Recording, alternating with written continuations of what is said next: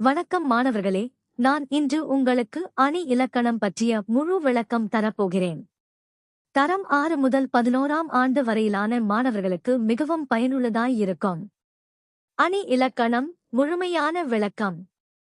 அணி இலக்கணம் என்றால் என்ன?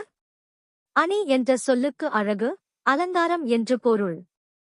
ஒரு செய்யுள், கவிதை அல்லது உரை மேலும் இனிமையாகவும் மனதில் பதியும் வகையிலும் அமையச் செய்யும் கலைநயமிக்க முறைகளையே அணி இலக்கணம் என்கிறோம். ஒரு பெண்ணுக்கு ஆபரணம் அணிவதால் அவளது அழகு கூடுவது போல, ஒரு கவிதைக்கு அணிகள் சேரும்போது அதன் மொழிநயமும் சுவையும் அதிகரிக்கிறது. அணி இலக்கணத்தின் முக்கிய வகைகள். 1. உவமை அணி. ஒரு பொருளை மற்றொரு பொருளோடு போல், போன்ற, ஒத்த, நிகர் போன்ற சொற்களை பயன்படுத்தி ஒப்பிடுவது உவமை அணி. உதாரணங்கள்: அவள் முகம் நிலவை போன்றது. வீரன் சிங்கம் போல் போரிட்டான். குழந்தையின் சிரிப்பு மலரை போன்றது.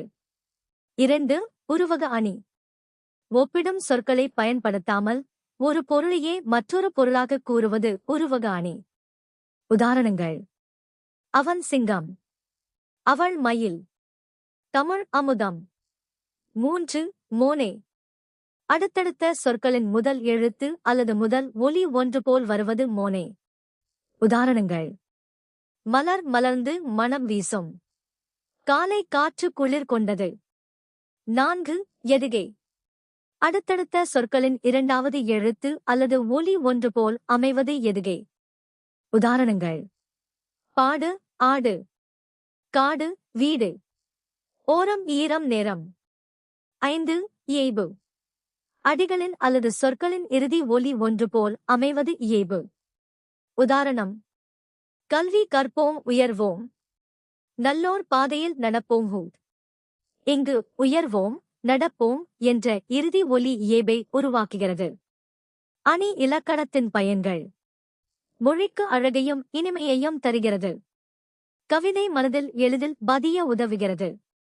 வாசிப்பவரை ஈர்க்கிறது. கருத்தை அழகாக வெளிப்படுத்துகிறது. தமிழின் இலக்கியச் செழுமையை உயர்த்துகிறது. நினைவில் கொள்ளுங்கள்: உவமை, போல், போன்ற என்று ஒப்பிடும். உருவகம் நேரடியாக ஒன்றை மற்றொன்றாக கூறும்.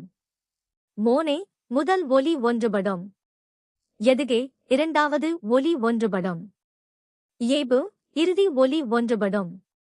அணி இல்லாத கவிதை அலங்காரம் இல்லாத மலரை போன்றது.